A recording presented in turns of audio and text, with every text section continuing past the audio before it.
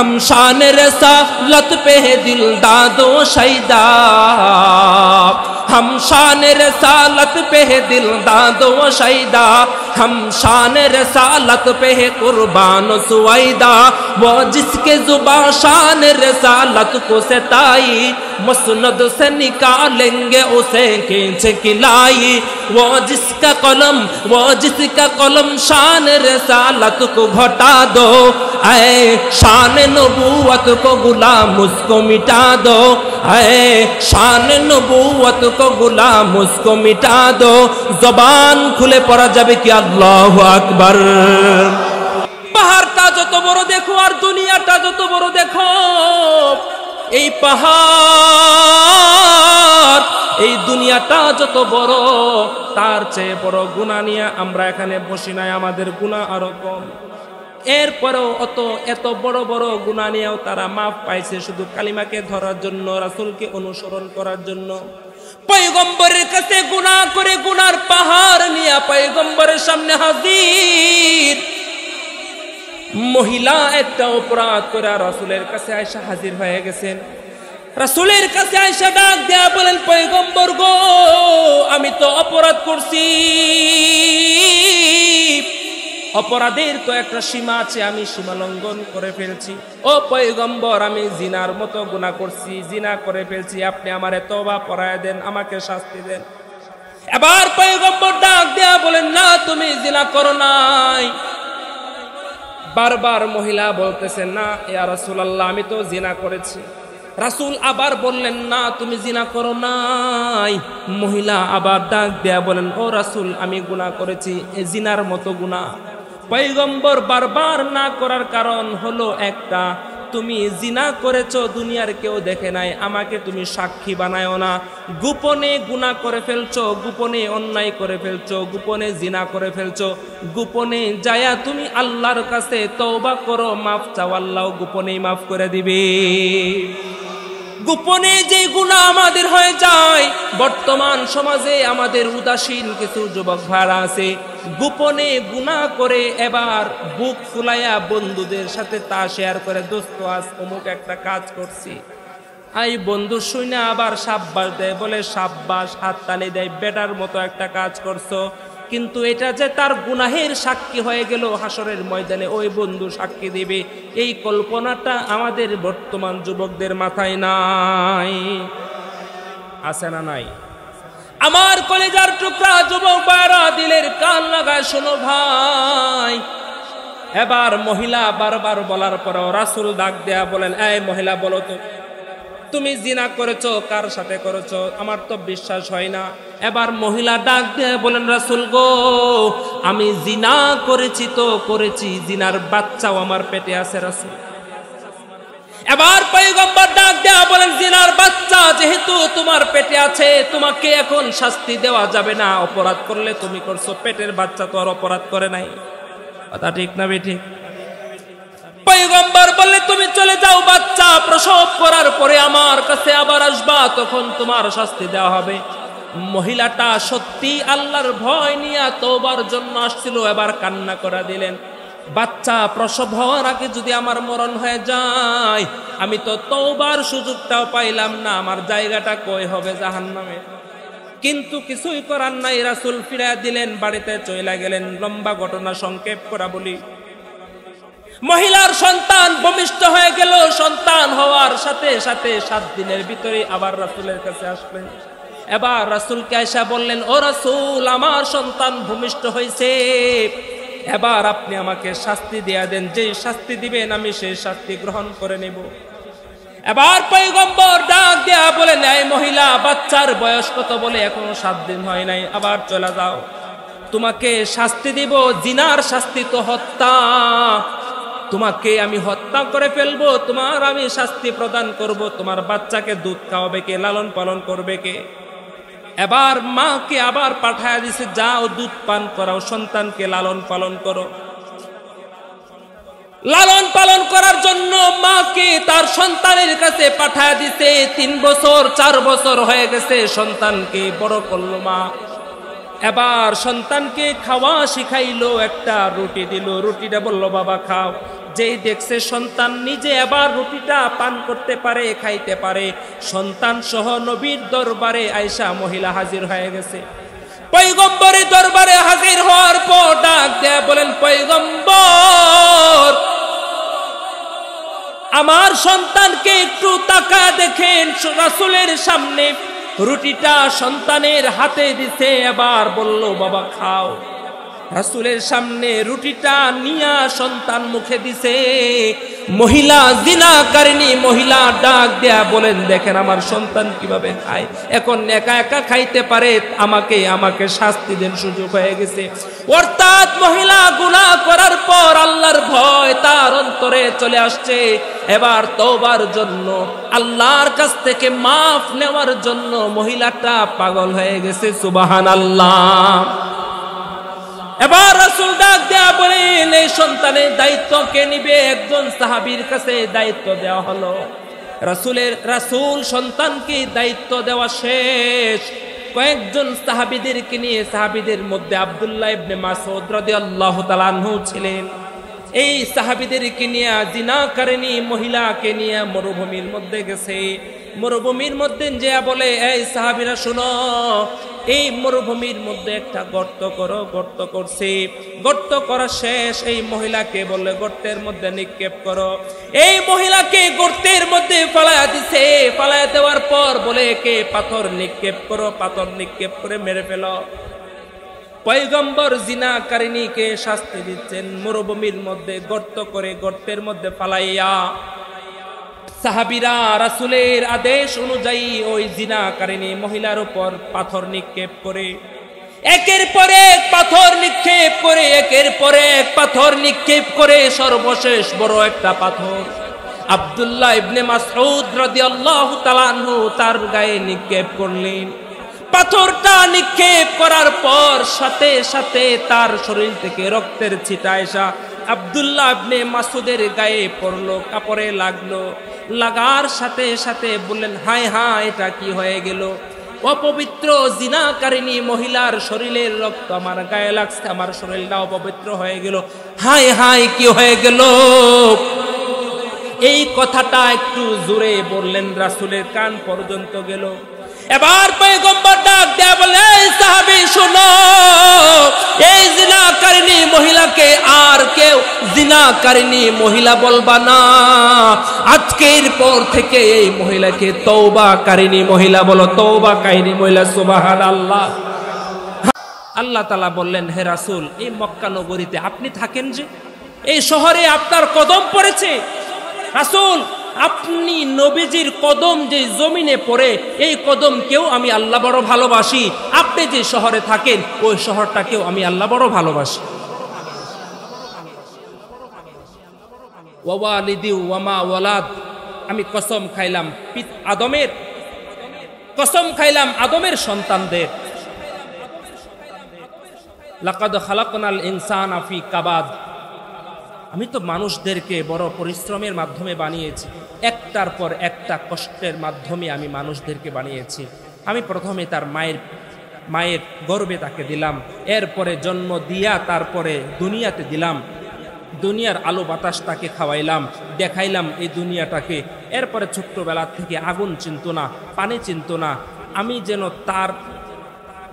তার প্রতি তার মায়ের মধ্যে একটা ভালোবাসা সৃষ্টি করে দিছি, প্রেম সৃষ্টি করে দিছি।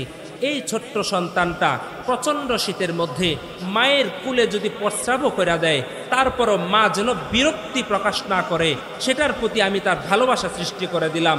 মায়ের প্রতি ভালোবাসা দিলাম, বাবার প্রতি ভালোবাসা দিলাম, ভাইদের প্রতি, বোনদের প্রতি, আত্মীয় স্বজনদের প্রতি ভালোবাসা দিলাম।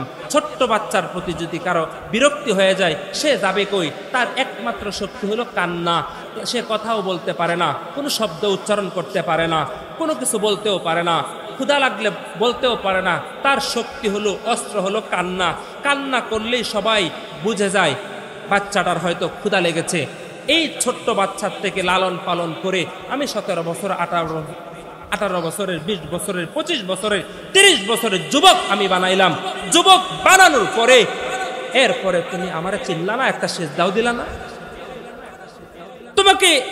তোমার কোনো অস্তিত্বই ছিল না।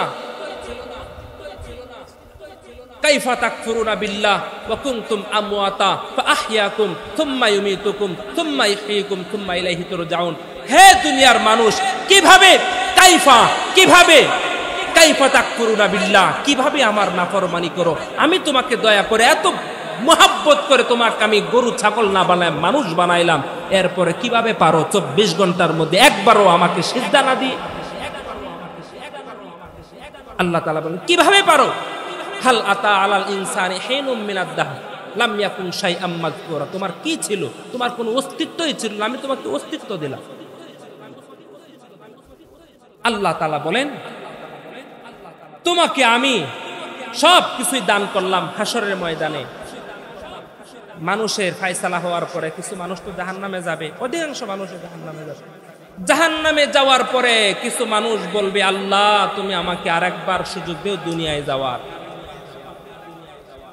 এখন যে দুনিয়ায় যাব শুধুই তোমার ইবাদত করব, শুধুই তোমাকে খুশি করার জন্য ইবাদত করব, আর দুনিয়ার কোনো চিন্তাই করব না। আল্লাহ বলেন বহু সময় দিছি, 60 বছর 70 বছর সময় দিছি, তারপরও আমার কথা স্মরণেই হইল না তোমার, আর সুযোগ নেই।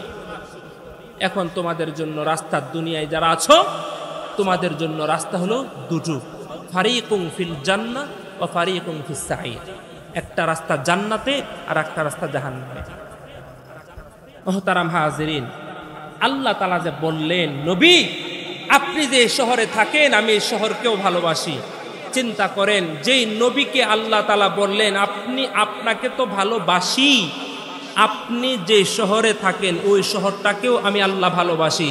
ওয়াদ্দুহা, আল্লাহ বলেন নবী আপনার আলোকোজ্জ্বল চেহারার কসম আমি খাইলাম। ওয়াল্লাইলি ইযা সাজা, দুইটা তাফসির হয়। একটা হলো এরকম যে আল্লাহ তাআলা বলেন রাসূল আপনার যে মাথার মধ্যে ঘন কোকড়া কালো চুল আছে এই চুলটাকেও আমি আল্লাহ বড় ভালোবাসি।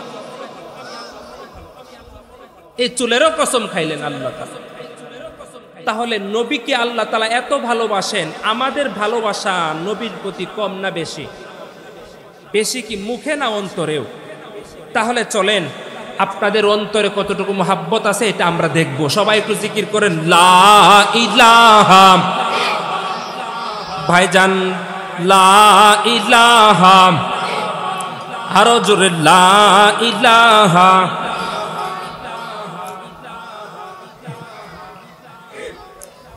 লা ইলাহা, আমার কলিজার টুকরা যুবক, আমার আমতলী এলাকার যুবক ভাইদেরকে আমি বলবো, আমতলী এলাকার যুবক ভাই শোনো,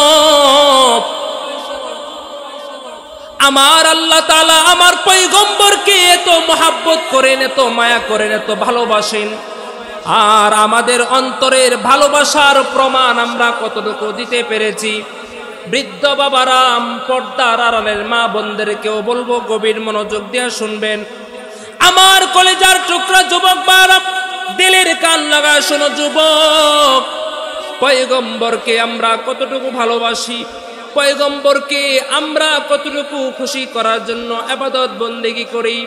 আল্লাহ তাআলা বলেন দুনিয়ার মানুষ শোনো, জান্নাতে যাওয়ার জন্য তোমাকে আমার খুশি করতে হবে, আমাকে তোমার খুশি করতে হবে, আবার আমাকে খুশি করার জন্য পয়গম্বরকে তোমার অনুসরণ করতে হবে। পয়গম্বরকে যদি তুমি অনুসরণ করো, অনুকরণ করো, তাহলে আমি আল্লাহ তোমার প্রতি খুশি হয়ে যাব। কুল ইন কুনতুম তুহিব্বুনাল্লাহ ফাত্তাবিউনি ইউহিব্বুকুমুল্লাহ ওয়া ইয়াগফির লাকুম যুনুবাকুম ওয়াল্লাহু গফুরুর রহিম। আসমানের মালিক আল্লাহ ডাক দেয়া বলেন যুবক শোনো, এ দুনিয়ার বান্দারা একটু দিলের কান লাগায়, জান্নাতে যাওয়ার জন্য আমি আল্লাহর সন্তুষ্টির দরকার। আর আমি আল্লাহর সন্তুষ্টি অর্জন যদি তুমি করতে চাও তো নবীকে অনুসরণ করতে হবে। এই যে কালিমা তোমাকে বারবার পড়াইলাম, পয়গম্বরের নাম তোমার জবান দিয়া উচ্চারণ করাইলাম, কেন পড়াইলাম জানো? এই কালিমার জন্য আমার পয়গম্বর তায়েফের ময়দানে কত মায়ের খাইলো, সাহাবীরা কত মায়ের খাইছে যুবক জানো? তোমার মতো যুবক সাহাবীরা এই কালিমার দাওয়াত নিয়ে যাওয়ার জন্য এই অপরাধে, একটা অপরাধের জন্য তারা দিনের পর দিন, মাসের পর মাস, বছরের পর বছর তারা অত্যাচারের শিকার হয়েছে, নির্যাতনের শিকার হয়েছে।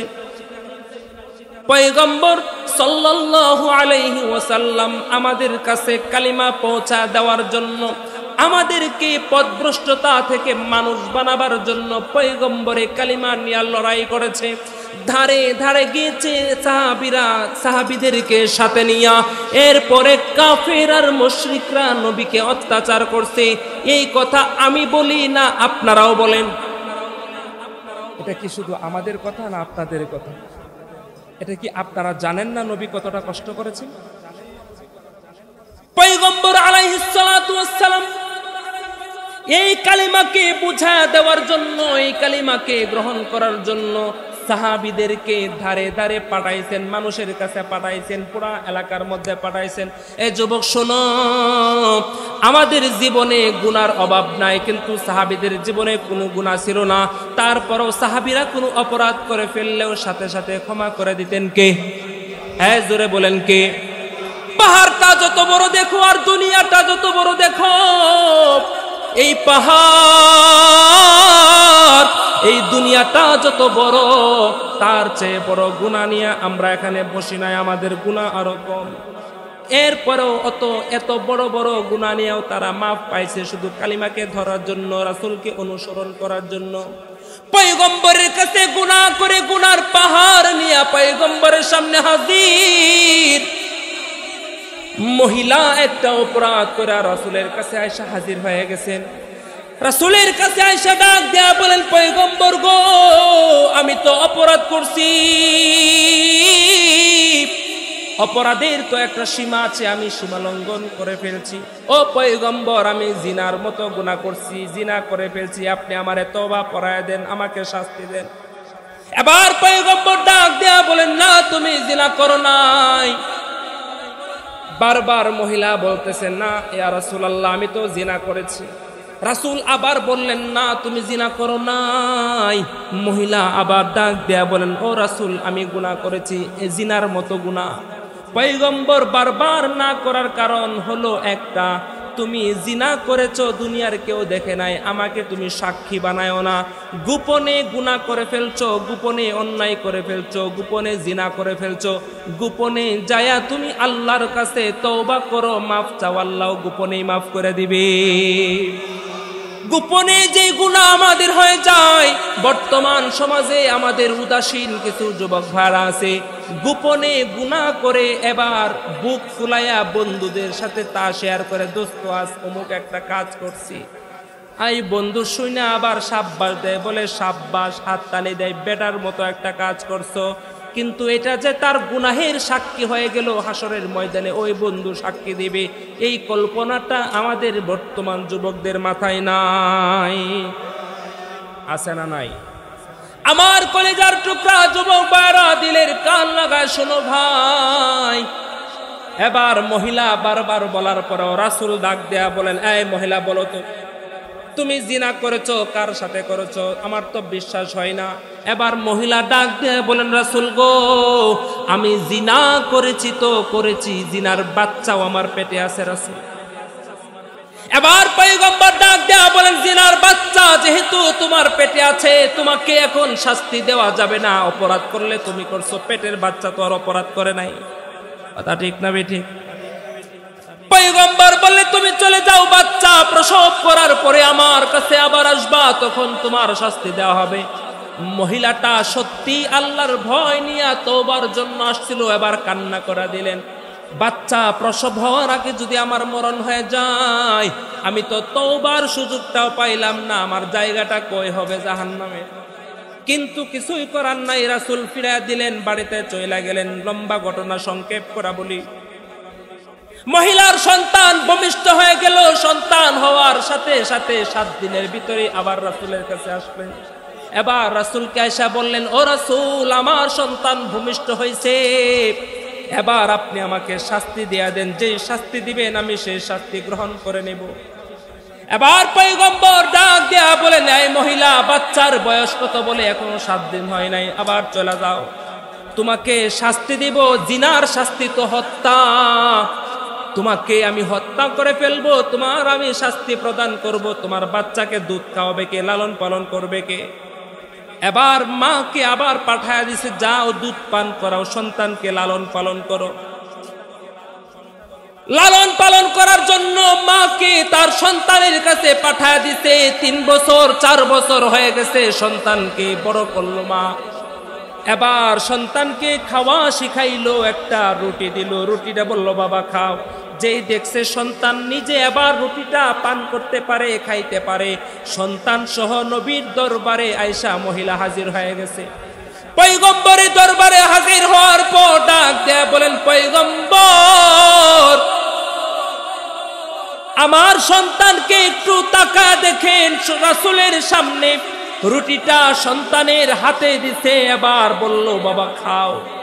রাসূলের সামনে রুটিটা নিয়া সন্তান মুখে দিছে। মহিলা জিনাকারিনী মহিলা ডাক দেয়া বলেন, দেখেন আমার সন্তান কিভাবে খায়, এখন একা একা খাইতে পারে, আমাকে শাস্তি দেন, সুযোগ হয়ে গেছে। অর্থাৎ মহিলা গুনাহ করার পর আল্লাহর ভয় তার অন্তরে চলে আসছে। এবার তওবার জন্য আল্লাহর কাছ থেকে মাফ নেওয়ার জন্য মহিলাটা পাগল হয়ে গেছে। সুবহানাল্লাহ। এবার রাসূল ডাক দেয়া বলেন, এই সন্তানের দায়িত্ব কে নিবে? একজন সাহাবীর কাছে দায়িত্ব দেওয়া হলো। রাসূল সন্তানকে দায়িত্ব দেওয়া শেষ, কয়েকজন সাহাবীদেরকে নিয়ে, সাহাবীদের মধ্যে আব্দুল্লাহ ইবনে মাসউদ রাদিয়াল্লাহু তাআলা আনহু ছিলেন। এই সাহাবীদেরকে নিয়ে জিনাকারিনী মহিলাকে নিয়ে মরুভূমির মধ্যে গেছে।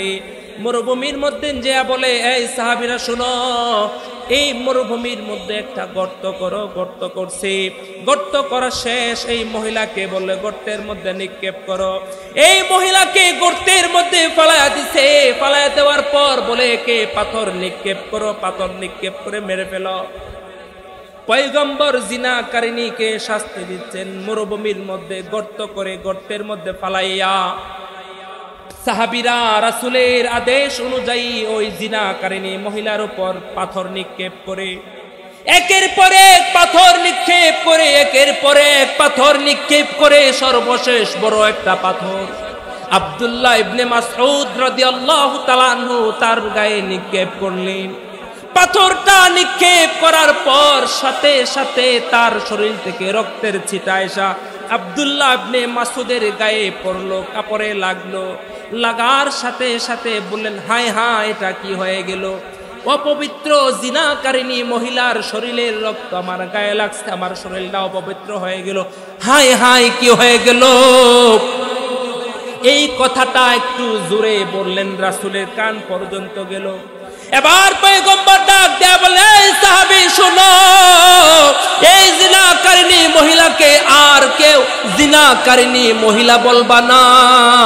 আজকের পর থেকে এই মহিলাকে তওবাকারিনী মহিলা বলো, তওবাকারিনী মহিলা। সুবহানাল্লাহ। हम शान रसालत पे है दिल दादो शैदा, हम शान रसालत पे है दिल दादो शैदा, हम शान रसालत पे है कुर्बान सुवैदा। वो जिसके जुबां शान रसालत को सताई, मसनद से निकालेंगे उसे खींच खिलाई। वो जिसका कलम शान रसालत को घटा दो, ऐ शान नबूवत को गुलाम उसको मिटा दो, ऐ शान नबूवत को गुलाम उसको मिटा दो। जबान खुले पड़ा যাবে কি আল্লাহু আকবার। আমার কলিজার টুকরা যুবক ভাইরা শোনো, এই মহিলার চেয়েও বড় গুনাহ কি তোমার হয়ে গেছে?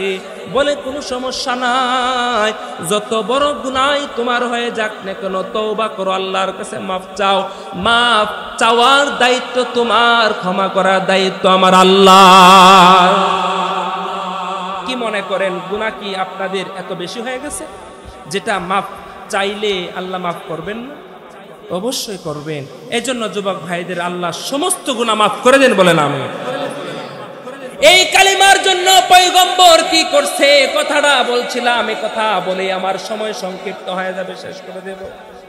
অনেক উলামায়ে কেরাম এখানে আসছেন, উলামায়ে কেরামদের সামনে চেয়ারে বসতাম বেয়াদবি মনে হয়, নিজের কাছেও খারাপ লাগে। যোগ্যতা না থাকা সত্ত্বেও আল্লাহ এখানে বসাইছে, বলেন তো দেখি, আমি যেই কথা বলতেছি আপনারা কি বিরক্ত হইতেছেন? এই বিরক্ত হইতেছেন? ছাড়া দেব? বলেন তো দেখি, আমরা তো একদিন জান্নাতে ছিলাম, এখন দুনিয়াতে আসছি, এরপর কোথায় যাব? জোরে বলেন, কই যাব? ইনশাল্লাহ কই যাব? কিন্তু আমরা কি জান্নাতের পথে আছি না একটু ভিন্ন রাস্তায় আছি? জোরে বলেন, কোথায় আছি? ভিন্ন রাস্তায়। সংক্ষেপে বলি, বাদশাহ হারুনুর রশিদ উনার স্ত্রীকে নিয়ে নদীর পাড়ে ঘুরতে গেছে। ঘুরতে ঘুরতে ঘুরতে ঘুরতে এক পাগলের সাথে সাক্ষাৎ হয়ে গেল। পাগলের নামটাও বলে দিই, বাহলুল পাগল। সবাই নাম শুনছেন। বাহলুল পাগল বসে বসে আঁকাঝুঁকা করতেছে। জিজ্ঞাসা করলো, এই পাগল কি করো? বলে, আমি জান্নাতের বালাখানা বানাই। জোরে সুবহানাল্লাহ।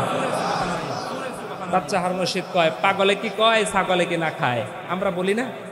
বলে পাগল বলে এনো বইয়া আঁকাঝুঁকা করে বালুর মধ্যে, বলে জান্নাতের বালাখানা বানাই। জিজ্ঞাসা করো কি করবা? বলে বিক্রি করব। বিক্রি করবা? হ্যাঁ বিক্রি করব। আচ্ছা, মহিলাদেরকে নিয়ে মার্কেটে যারা গেছেন, এই অভিজ্ঞতা ওনাদের ভালো আছে। এই অভিজ্ঞতাটা হলো, টাকা যদি আপনি যতই পকেটে নিয়ে যান, মহিলা লইয়া মার্কেটে ঢুকলে টাকা কি থাকে না শেষ? আস্তে না জোরে? শেষ না থাকে? তাইলে সবাই ভুক্তভোগী। হ্যাঁ, মার্কেটে লইয়া যান না যেন ওনাদেরকে ঘরেই রাখবেন। খুব ছোট্ট করে যদি বলি, বাদশাহ হারুন রশিদের স্ত্রী বলে, এই জান্নাত আমি কিনলে বিক্রি করবা? বলে হ্যাঁ বিক্রি করব। দাম কত? 1 আনা। মজার কথা আছে সামনে, বলে শুনেন। 1 আনা? তাহলে আমিও কিনবো। মানিব্যাগ থেকে 1 আনা দিয়ে একটা জান্নাত কিনছে। বাড়িতে চলে গেছে, রাতের বেলায় ঘুমাইছে। ঘুমায়া স্বপ্নে দেখে বাদশাহ হারুন রশিদ নিজে তিনি জান্নাতে চলে গেছে। সুবহানাল্লাহ। কালকে বললেন, গুরু আপনারা আগে কইছি, আমার চেয়ে বড় অভ্যাস, আমিও না খাইয়া বইছি, আপনারাও না খাইয়া বইছেন। আমি জোরে জোরে কথা কইতেছি গলা ভাঙ্গিয়া, আর আপনারা আস্তে আস্তে কথা কন। জোরে কন না আল্লাহু আকবার। আরো জোরে বলেন না আল্লাহু আকবার। লড়াইয়ের ওই ময়দানেতে যেতে তোমাকেই হবে, প্রয়োজনে সব রক্তটুকু জমিনেই ঢেলে দেবে। তবুও তোমায় লড়তেই হবে, মানিবে না পরাজয়। তবুও তোমায় লড়তেই হবে, মানিবে না পরাজয়। বিপ্লব মানে জীবন দেয়া, বসে থাকা নয়। সে কোনো দিন আসবে না রে, করো যদি ভয়। আসবে বিজয়, রক্ত আর জীবনের বিনিময়। ঠিক না বেঠিক?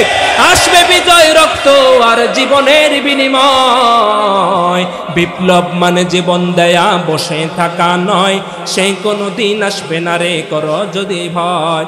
কোথা থেকে কোন ভিন দেশে শকুন আমার দেশে এসে, সেবার নামে বসলো জোরে আওয়ামী লীগের বেশে। কোথা থেকে কোন ভিন দেশে শকুন আমার দেশে এসে, সেবার নামে বসলো জোরে মির্জাফরের বেশে। ওদের করতে নাস্তা নাবুদ হতে হবে নির্ভয়। বিপ্লব মানে জীবন দেয়া, বসে থাকা নয়। সে কোনো দিন আসবে না রে, করো যদি ভয়। বলেন আল্লাহু আকবার। তৈরি আছো তো যুবক? তৈরি আছো তো ইনশাআল্লাহ? লড়াই করার জন্য তৈরি আছো তো? ইসলামের উপর আর কোরআনের উপর যদি আঘাত আসে, লড়াই করতে কারা কারা রাজি আছো? চিল্লায় বল আল্লাহু আকবার। রাজি আছো তো ইনশাআল্লাহ? গরম বক্তা আইব, এই দায়িত্বটা উনারই থাকুক। আমি আপনাদেরকে একটু ভাঙাচোরা কিছু কথা বলতেছি, জোরে কথা বলার দরকার নাই। যে কথা বলতেছিলাম, বাদশাহ হারুন রশিদ কই গেছে? জোরে বলেন, কই গেছে? যারা দাঁড়ায় আছেন 1 মিনিট সময় দিলাম, মেহেরবানি করে সামনে বসে আসেন, আল্লাহ আপনাদেরকে মাফ করে দেখ। আসেন ভাই, সবাই বলেন না একটু আসেন। আর বলার দরকার নাই, আইব। এখন আমার দিকে তাকান, সবাই আমার দিকে তাকান। বাদশাহ হারুন রশিদ জান্নাতে চলে গেছে।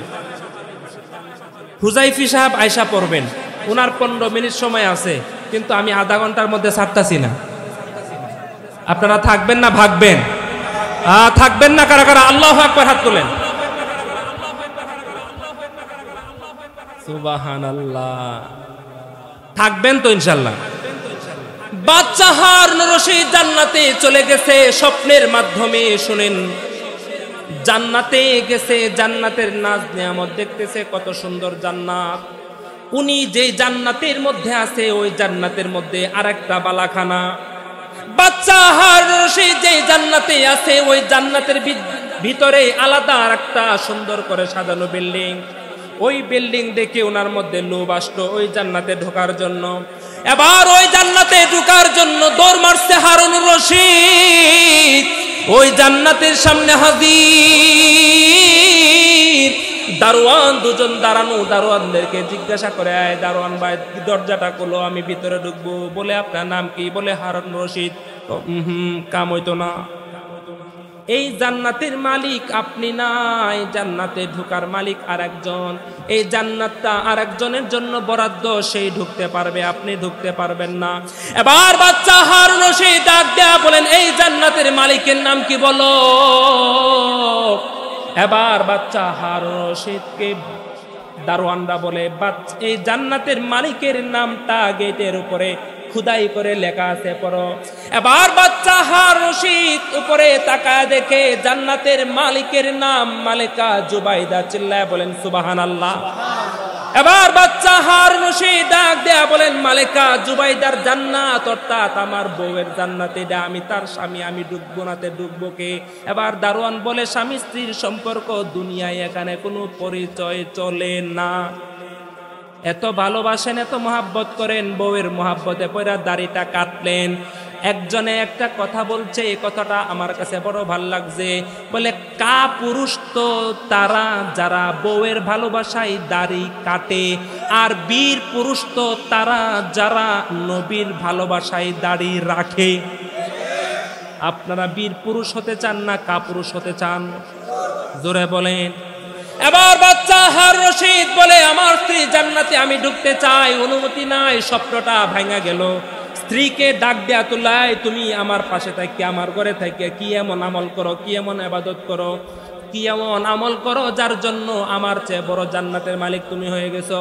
বাচ্চা হারুন রশিদ জান্নাতে গেছে, তার কারণ হলো রাষ্ট্রপ্রধান ছিল, কিন্তু প্রতিটা রাত্রে ঘুমানোর আগে 100 রাকাত নফল নামাজ না পড়ে ঘুমাইতো না। তিনি উনার আমল দিয়া, ইবাদত দিয়া জান্নাতে গেছেন, স্বপ্নের মাধ্যমে দেখছি।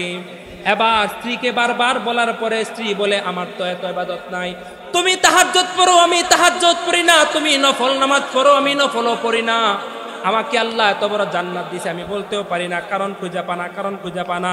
এর কিছুক্ষণ পরে মহিলা ডাক দেয়া বলেন, আমি যে একটা পাগলের কাছ থেকে জান্নাত কিনছিলাম, ওই জান্নাত এটাই কিনা? বাচ্চা হারুন রশিদ বলে, ডাক পাগলে আবার জান্নাত কোত্থেকে দিবে? এবার বাচ্চা হারুন রশিদ কোথাও কোনো কারণ পায় না, আবার পাগলের কাছে গেছে পরীক্ষা করার জন্য। ওনার স্ত্রীকে নিয়ে গেছে নদীর পাড়ে, ঘুরতে ঘুরতে দেখে ওই জায়গাতে পাগল বসা রয়েছে, আঁকাঝোঁকা করে। বলে, পাগল কি করো? এবার পাগল ডাক দেয়া বলে, জান্নাতের বালাখানা বানায়। বলে, বিক্রি করবানি? বলে, হ্যাঁ বিক্রি করব। বলো দাম কত? আমি একটা কিনতে চাই। এবার বাচ্চাকে ডাক দেয়া বলেন, বাহলুল পাগল, একটা জান্নাতের দাম হলো তুমি যেই রাজ্যের মধ্যে আছো, এই রাজ্যের অর্ধেকটা রাজ্যের যেই দাম, সেই দাম। বুঝেন নাই? মুখটার একদম চুপ করে রাখলেন। বুঝেন নাই বিষয়টা? আল্লাহু আকবার বলতে পারেন না? বাচ্চা হারুন রশিদ ডাক দেয়া বলেন, কালকে জান্নাতের দাম ছিল 1 আনা, আর আজকে বাগদাদের অর্ধেক রাজ্যের দাম তুমি বলো, বাটপারি করো নাকি? বলেন, না বাটপারি করি না। বলে, তাহলে একদিনের দাম এত বাইরে গেল কেন? বলে, কালকে যে পাগল ডাক দেয়া বলেন, বাদশা শোনো, কালকে যে তোমার স্ত্রী একটা জান্নাত কিনলো 1 আনা দিয়া, উনি তো না দেখে কিনছে, আজকে তো তুমি নিজে দেখে আসছো এই জান্নাতটা আসলে কেমন। অর্থাৎ বাচ্চা হারুন রশিদ নিজে দেখে আসছে। আমরা যদি জান্নাতটা দেখতাম কেমন, তাহলে আমাদের কাছে জান্নাতের দামটা আরো বেশি হইতো, আমরা ইবাদতটা বাড়ায়া করতাম। আমরা দেখি নাই, আমরা জানি না আসলে আমরা যাবো কই, এই জন্য আমাদের কাছে মূল্য নাই, নামাজ নাই, রোজা নাই, মুখে দাড়ি নাই। আমার কলিজার টুকরা যুবক ভাইরা শোনো, তোমাদেরকে উদ্দেশ্য করে আমি কথাটা বলি, এই যে নবীকে আল্লাহ তাআলা এতটা ভালোবাসছেন, শুধু নবীকে ভালোবাসেন এমনটা না, নবীর মাথার চুলকেও নবী আল্লাহ তাআলা ভালোবাসেন, নবীর মুখের হাসিটাও আল্লাহ ভালোবাসেন, নবীজির চক্ষুকেও আল্লাহ ভালোবাসেন, নবীজির পুরা বডিকে আল্লাহ ভালোবাসেন, নবী যেই শহরে থাকেন ওই শহরটাকেও আল্লাহ ভালোবাসেন। ওই নবীর মুখে দাড়ি ছিল যুবক, ওই নবীর মুখে দাড়ি ছিল, আর আমাদের মুখে দাড়িটা রাখতে পারলাম না, অথচ মুখে বুড়ি আমরা নবীকে ভালোবাসি। ওই পয়গম্বরকে সাহাবীরা দেখার সাথে সাথে কাফের থেকে মুসলমান হয়ে যেত, কালিমা গ্রহণ করে ফেলতো। শুধু তাই না রে যুবক, শুধু তাই না, আমার নবীকে, আমার নবীর চেহারা দেখার সাথে সাথে ক্ষুধার্ত সাহাবীদের পেট ভরে যেত। সুবহানাল্লাহ। আল্লাহর রাসূল সাল্লাল্লাহু আলাইহি ওয়াসাল্লাম মক্কার জমিনে কালিমার দাওয়াত নিয়ে মানুষের দাঁড়ে দাঁড়ে করে, রাসূলের কাজ একটা ছিল, মিশন একটা ছিল, পথ হারা মানুষদেরকে পথ দেখানোর জন্য। পয়গম্বর সাল্লাল্লাহু আলাইহি ওয়াসাল্লাম কালিমার দাওয়াত নিয়ে যায়, কালিমার দাওয়াত নিয়ে গেছে মক্কার জমিনে কাফেরদের কাছে। আবু সালামা আর উম্মে সালামা একটা দম্পতি ছিল। আবু সালামা অর্থ সালমার বাপ, আর উম্মে সালামা বাংলায় হলো সালামার মা। ছোট্ট একটা সন্তান সালামা। এই সালামার বাপ আর মায়ের ঘটনাটা আমি আপনাদেরকে বলে শেষ করে দেব। আবু সালামা আর উম্মে সালামা এই দম্পতির জীবন চলে মক্কার জমিনে, স্বামী স্ত্রীর মধ্যে তাদের বিরল ভালোবাসা। আবু সালামা আর উম্মে সালামা একে অপরের প্রতি ভালোবাসা বিরল। স্বামী আর স্ত্রী আমাদের মধ্যেও মহাব্বত আছে। ঝগড়া লাগলেও বউকে ভালোবাসেন, ঝগড়া না লাগলেও বউকে ভালোবাসেন। বউ যদি চেহারাটা কালো হয় তারপরও বউকে ভালোবাসেন। স্বামী যদি গরিব হও তারপরে স্বামীকে বউ ভালোবাসে। এমনও দুনিয়ার মধ্যে এমনও স্ত্রী আল্লাহ দিছে, পাগল স্বামীর কাছে, পাগল স্বামীর খেদমত করতে করতে পুরাটা জীবন কাটায় দিছে। বেকল আলাবুলা স্বামীর জীবন কাটায়, স্বামীর সংসারে স্ত্রী জীবন কাটায় দিছে, পালায়া যায় নাই, চলা যায় নাই। স্বামী স্ত্রীর মধ্যে বিরল এক মহাব্বত ছিল। আবু সালামা আর উম্মে সালামার মধ্যে একজন ছাড়া আর একজন খাইতে পারে না, থাকতে পারে না, চলতে পারে না। এই আবু সালামা আর উম্মে সালামার কাছে পয়গম্বর কালিমার দাওয়াত নিয়ে গেছে, কালিমার দাওয়াত নিয়ে গেছে আবু সালামাকে দাওয়াত দেওয়ার জন্য, উম্মে সালামাকে দাওয়াত দেওয়ার জন্য। রাসূল তাদের সামনে হাজির হওয়ার সাথে সাথে রাসূলের সুন্দর চেহারাটা দেখার সাথে সাথে আবু সালামার উম্মে সালামা কালিমা পড়া মুসলমান হয়ে যায়। ওয়াল্লাইলু মেহে জুলফে মুহাম্মদ কা তারান্নুম, আল্লাহু আকবার বলেন। ওয়াল্লাইলু মেহে জুলফে মুহাম্মদ কা তারান্নুম, والشمس में रुखसाराए अहमद का तरन्नुम, वल फज्र में है सुबह रिसालत की बशारत, वल अस्र में है दौरे नबुवत की बशारत। सुबहानाल्लाह। পয়গম্বর চেহারা দেখার সাথে সাথে কাফের মুসলমান হয়ে গেছে। তাদের মুসলমান হওয়ার ঘটনাটা ফাঁস বহুদূর, 480-90 কিলো দূর।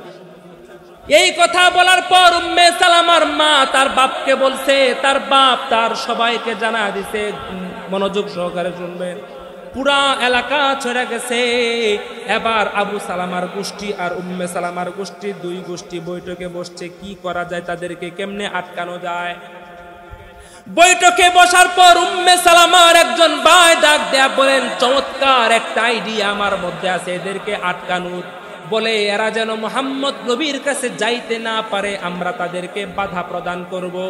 এই কথা বলার পর এবার বলে, কি আইডিয়া তুমি আমাদেরকে বলো। বলে, মক্কার জমিনে আবু সালামা আমাদের বোন উম্মে সালামাকে যতটা ভালোবাসে আর কেউ ভালোবাসে না, সুতরাং আমরা যদি আমাদের বোনকে আটকায় ফেলি, বাধা প্রদান করি, তাহলে আবু সালামা এমনি যাবে না, বউ সারা যাইতো না। এই কথাটা বলার পরে অন্যরা বললে, চমৎকার একটা বুদ্ধি কইছো তো। আবু সালামাকে ডাকা হলো, উম্মে সালামাকে ডাকা হলো। আবু সালামাকে আর উম্মে সালামাকে ডেকে এই মজলিসে হাজির করলো। বলে, শোনো, শুনলাম আবু সালামা তুমি নাকি মক্কা ছেড়ে মদিনায় নবীর কাছে চলে যাবা। বলে, হ্যাঁ আমি অবশ্যই চলে যাব। যেহেতু আপনারা শুনেই ফেলেছেন, মিথ্যা বলার সুযোগ নাই, ইসলামে মিথ্যা নাই, মুসলমানরা মিথ্যা বলতে পারে না, সৎ মানুষগুলা মিথ্যা বলতে পারে না, আমিও বললাম না, চলে যাব নবীর কাছে। কি বলতে চান বলেন দেখি। এবার উম্মে সালামার গোষ্ঠীরা বলেন, আমরা আমাদের বোনকে নিয়ে গেলাম, এই বলে তার থেকে নিয়ে গেছে, নিয়ে যায় আটকা দিল, তুমি যদি তোমার সিদ্ধান্ত পরিবর্তন না করতে পারো তোমার বউ কোনোদিনও পাইবা না, আমাদের বোন রে আমরা রাখবো, দিব না।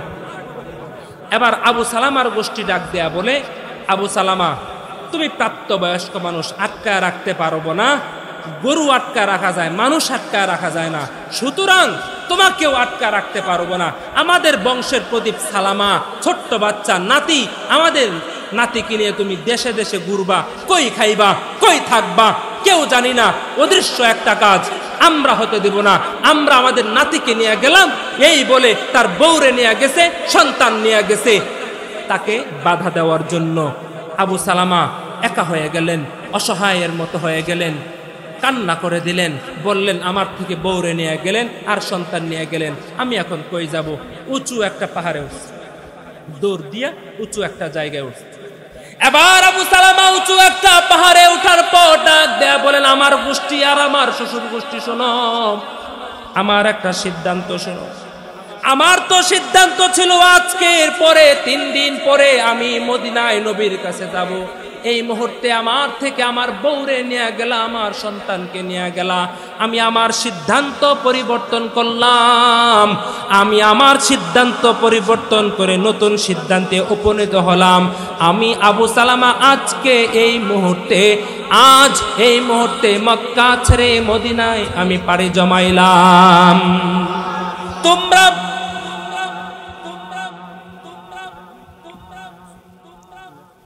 তোমরা বলছিলা আমাকে বাধা দেওয়ার জন্য, আমি তো সব ছেড়ে দিলাম, কারণ আমি ইসলাম ধর্ম গ্রহণ করছি, নবীকে ভালোবাসি, আমি আমার পয়গম্বরকে ভালোবাসি, আমার বোর থেকে কম না, আমার বোর থেকে বেশি আমি নবীকে ভালোবাসি, আমার সন্তান থেকে আমি আমার পয়গম্বরকে বেশি ভালোবাসি, আমার মা বাবার থেকে বেশি ভালোবাসি।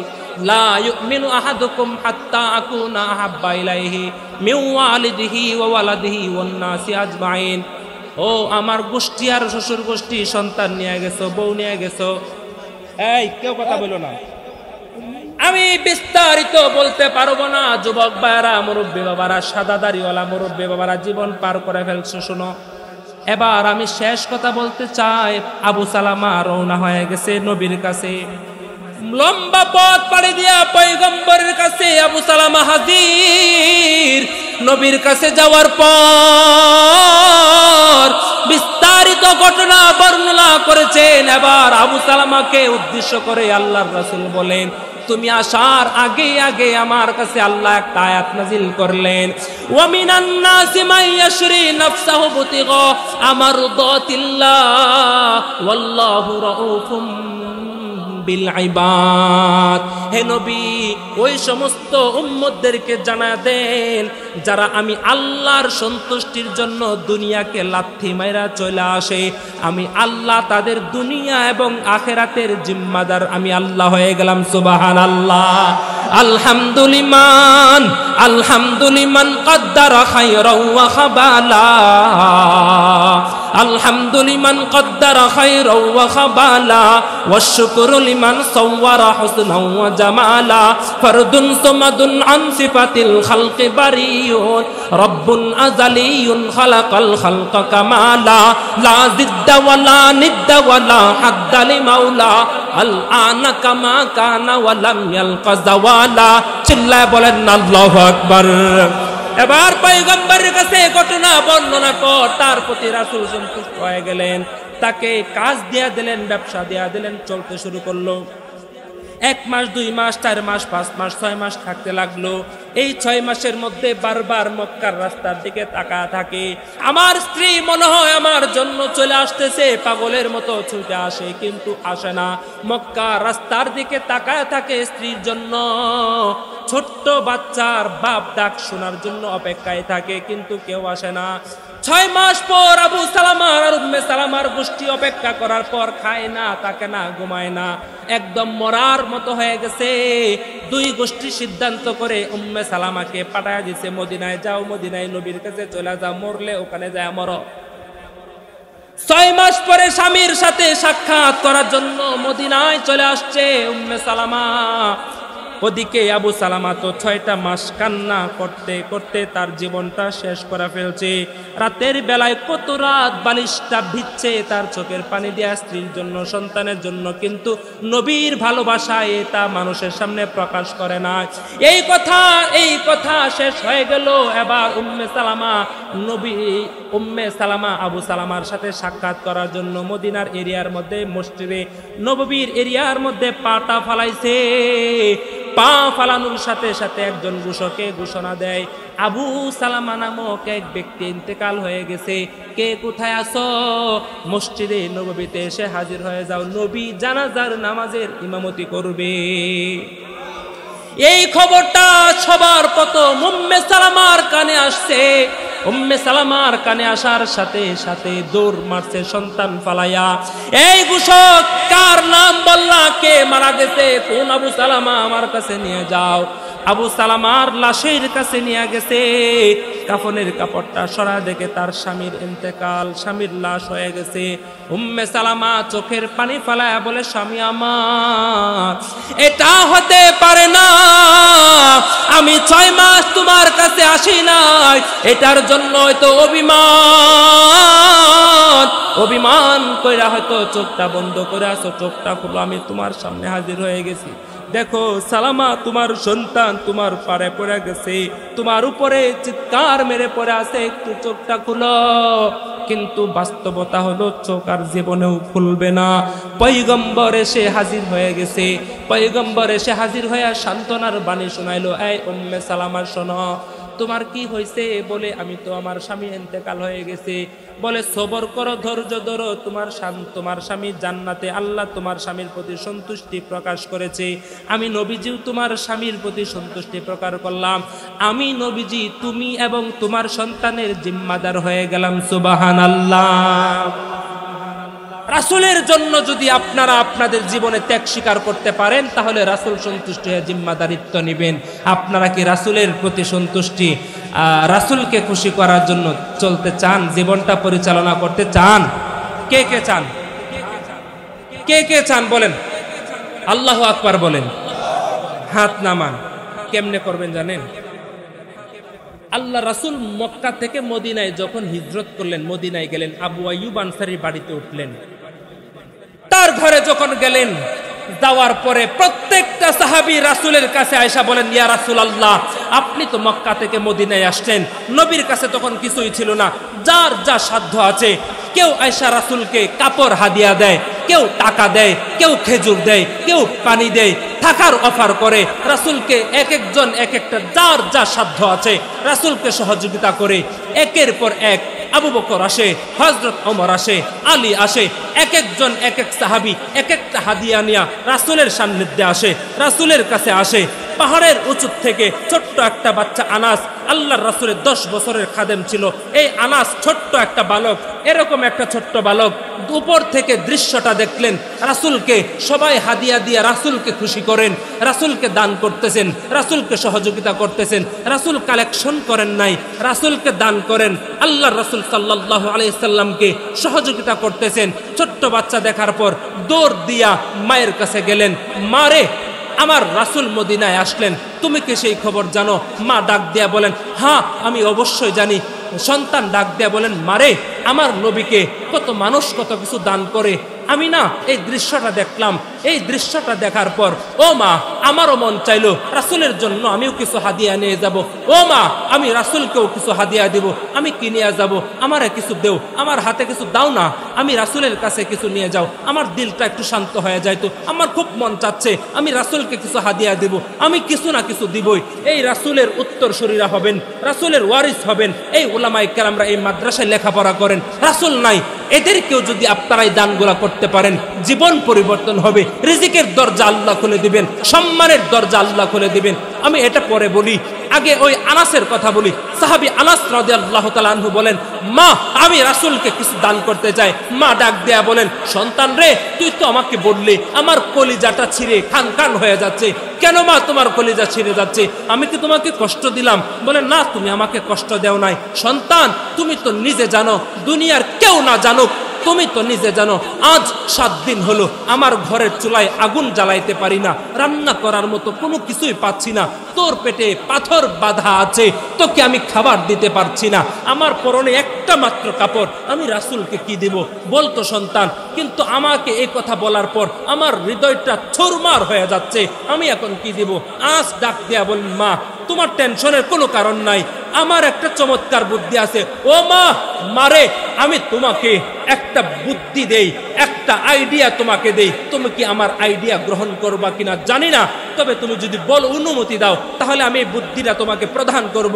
মা, তোমার কাছে কাপড় নাই, তোমার কাছে অর্থ নাই, তোমার কাছে কোনো ধরনের সম্পদ নাই, নবীকে কি দিবা? বলেন মা, মা ডাক দেয়া বলেন, সন্তান বলো তো দেখি তুমি কি বলতে চাও, তুমি যা বলবা আমি তাই মানবো ইনশাআল্লাহ। এবার আনাস ডাক দেয়া বলেন, মারে সবাই তো সবকিছুই দান করলো, তোমার কাছে কিছুই যেহেতু নাই, তোমার কাছে তো সম্পদ, আমি আনাস আছি, আমি তো তোমার একটা সম্পদ, আমাকে তুমি আল্লাহর রাসূলের দরবারে দান করে দাও। মা সন্তানকে রাসূলের কাছে নিয়ে গেলেন, রাসূলের কাছে গিয়া বলেন, ইয়া রাসূলুল্লাহ, আমি একজন অসহায় নারী, দুনিয়ার কেউ জানে না, কিন্তু আপনাকে বলছি, আমার এই ঘটনার বর্ণনা আপনাকে দিচ্ছি। সমস্ত বর্ণনা দেওয়ার পরে আমার সন্তান আগ্রহী প্রকাশ করলো, আমি স্বাচ্ছন্দ্যে মা হইয়া গ্রহণ করলাম এবং আমি সন্তুষ্টি প্রকাশ করলাম। ও গো রাসূল, সবাই তো সবকিছু দান করলো আপনার দরবারে, আমার কাছে কিছু নাই, আপনাকে খুশি করার জন্য, আপনাকে খুশি করলে আমার আসমানের রব তিনি খুশি হয়ে যাবেন।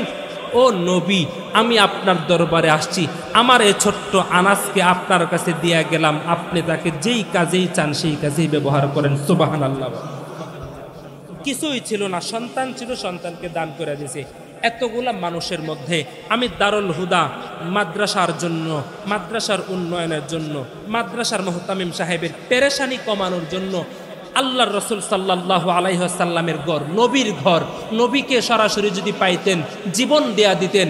আমি জানি যুবক নামাজ পড়তে না পারে, দাড়ি মুখে থাকতে না পারে, কিন্তু নবীকে কেউ যদি কটূক্তি করে আর গালি দেয়, সে ঘরে বসে থাকতে পারে না, সে নিজেকে আটকে রাখতে পারে না। আমি আজকে তোমাদের ইমানের পরীক্ষা করব না, আমি আজকে তোমাদের সম্পদের পরীক্ষা করব, তোমাদের নবীর প্রতি ভালোবাসার প্রমাণ আমি আজকে পাইতে চাই। এই